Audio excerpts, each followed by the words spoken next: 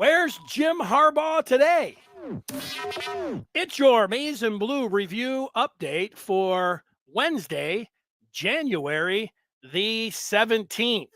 And we start with the Michigan football coach, Jim Harbaugh. He interviewed with the LA Chargers on Monday. And then yesterday, Harbaugh interviewed with the Atlanta Falcons. Harbaugh talked to the Broncos and Panthers last year, and 2 years ago, he met in person with the Vikings about their head coaching vacancy before returning to Michigan. Michigan wants to sign Harbaugh to a new contract. Yahoo Sports reports that Harbaugh seeks protection in his next U of M deal regarding possible future NCAA punishment. There are currently 7 NFL openings: the Chargers, the Washington Commanders, Carolina Panthers, Seattle Seahawks, the Falcons, the Los Angeles Raiders, and the Tennessee Titans. Here's college football analyst Joel Klatt on the Harbaugh decision. I don't understand why Jim Harbaugh, unless he just wants to and loves Michigan and loves where he lives and his family wants to stay there. If that's the case, you know what? Fair enough. And more power to him. And I hope that's the case because Jim Harbaugh is good for college football. That's Joel Klatt. But then there's the other piece of me that's like, he accomplished what he went there to do.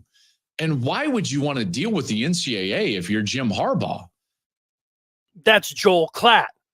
Michigan won the national championship 9 days ago and now looks to its future. On offense, Michigan will need to replace 9 to 10 starters. Wolverines bring back tight end Colston Loveland and tackle Miles Hinton, who started 5 games in 2023, with 4 starts at right tackle and 1 at left tackle for Hinton. On defense, Michigan loses 7 starting players. Wolverines bring back both safeties in Rod Moore and Makari Page, plus Will Johnson at corner. In the front 7, U of M returns Mason Graham and then Kenneth Grant, who started 5 games last year for the Wolverines.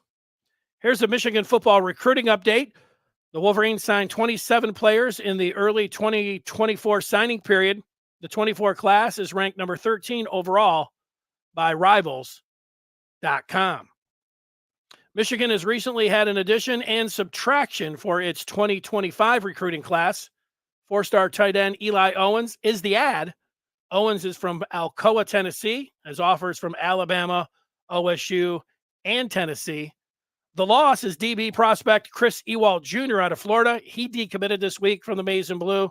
So Michigan with 3 commits for 25 right now. Owens, DN Bobby Kantka from Howell, Michigan, and quarterback Carter Smith out of Florida. Smith, the QB commit, was named the 2023 Gatorade Player of the Year in Florida this month. U of M has added a pair of players so far out of the transfer portal. Linebacker Jayshon Barnum from Maryland and former Northwestern guard Josh Preeb.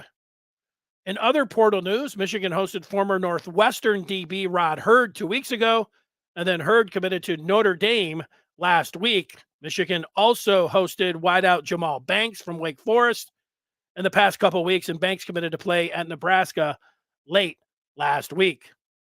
Michigan with 6 players that have put their names in the transfer portal. They include Amarian Walker, Darius Clemens, Jake Thaw, CJ Stokes, Cameron Calhoun, and linebacker Joey Velasquez.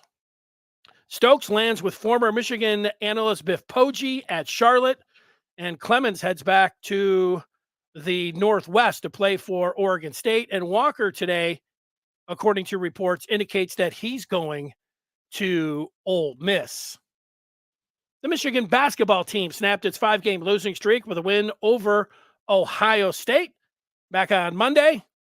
The game also on Monday marked the first time that the Fab Five was back together under the roof at the Chrysler Center together since their playing days in the early 1990s.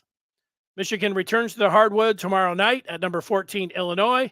It's an 8:30 start, TV, FS1.